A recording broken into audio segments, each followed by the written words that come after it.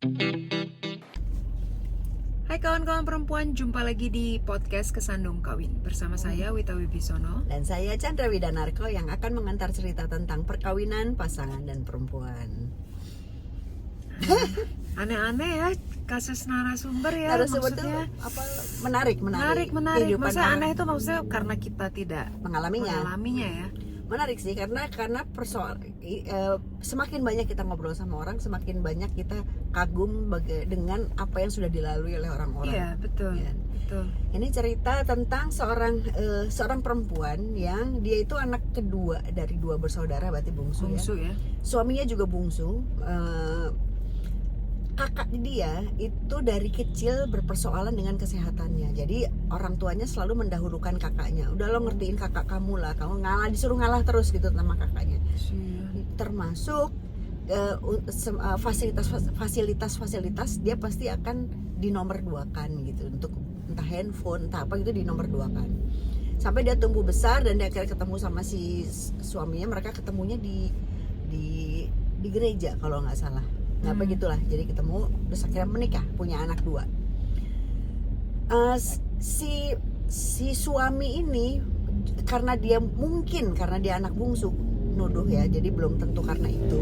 Jadi dia cenderung untuk tidak ikut serta dalam urusan rumah. Jadi jadi karena istrinya yang mereka bersepakat bahwa istrinya tidak bekerja dan mengurus rumah, dia yang bekerja.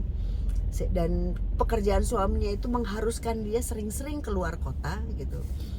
Nah jadi si istrinya lah yang fully ngurusin rumah dan anak-anak mereka. Dan kalau udah sampai di rumah ya boro-boro megang macam-macam gitu. Dia nggak mau mikirin sama sekali si suaminya soal rumahnya. Rumah dan anaknya bener istrinya semua yang ngurusin.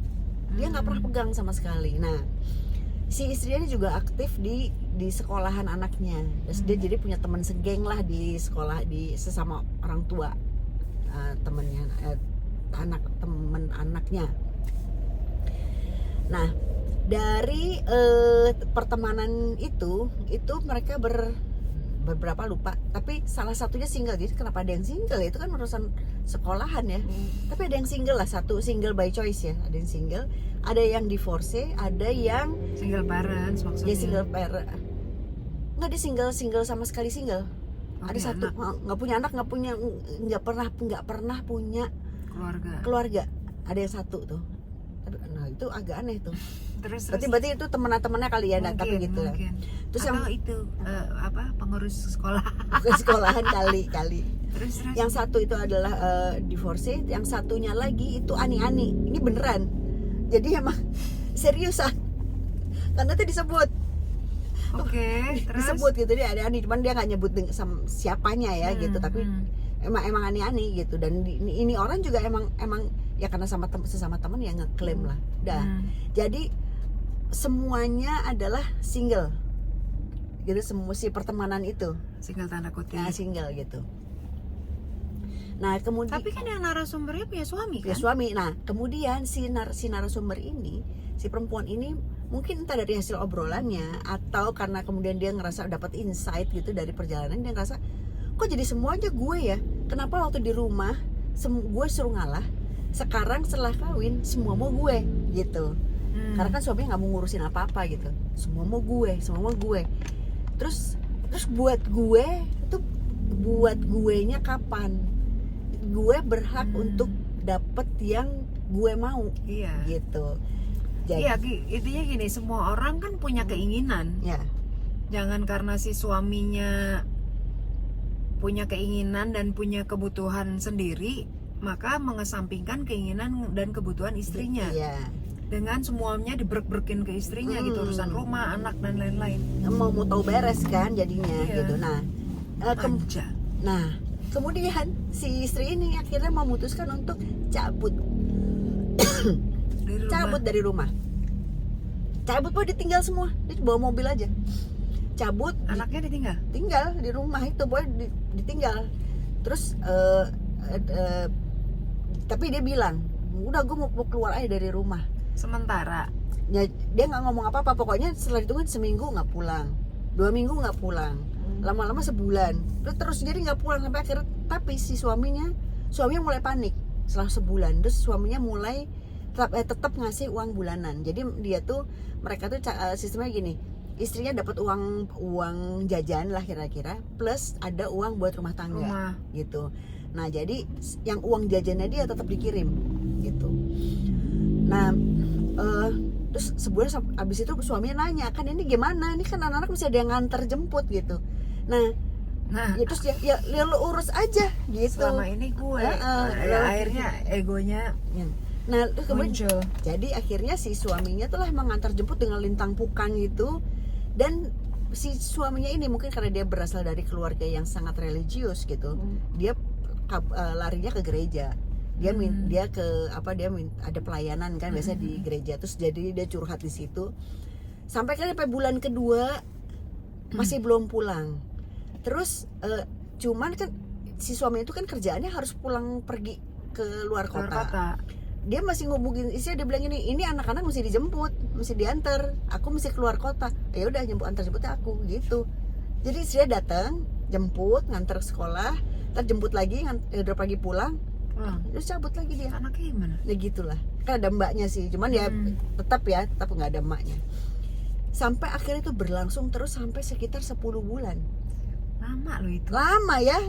Sampai si orang gerejanya sempat nanya sama suaminya, kamu mau cerai apa enggak?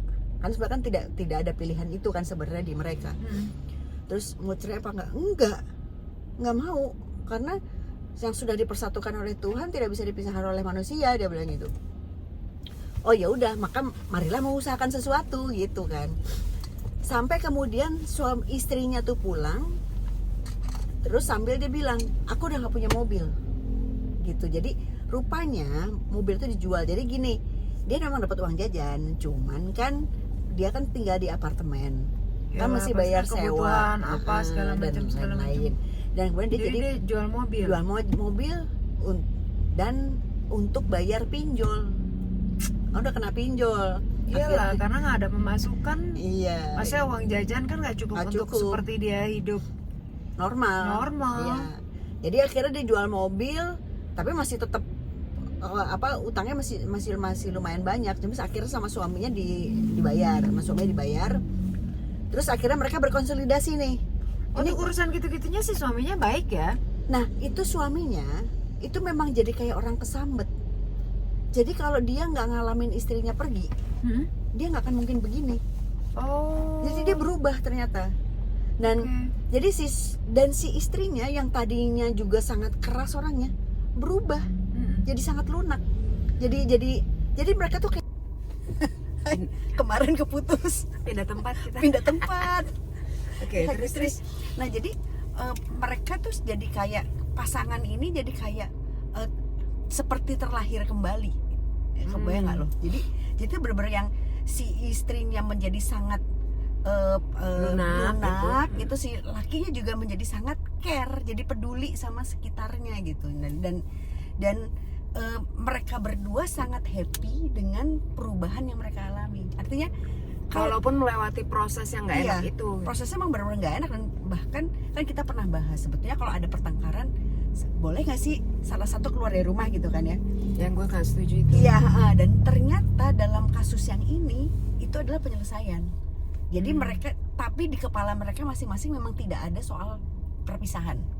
Dan nggak ada orang ketiga. Nggak ada orang ketiga. Jadi mereka memang benar-benar keluar dari rumah atau dari rutinnya si istrinya ini untuk ngelihat dirinya, dan siang ditinggal ini juga semuanya kedua belah pihak introspeksi. Ya karena yang satu keluar dari rumah udah aku capek gitu. Ya itu menarik sih. Ya menarik. Ya makanya emang setiap rumah tangga kasusnya dan cara menyelesaikannya beda-beda. Walaupun kalau gue tetap gak setuju kalau ada masalah salah satu keluar rumah. Itu kalau gue kan dari dulu gue gak pernah setuju.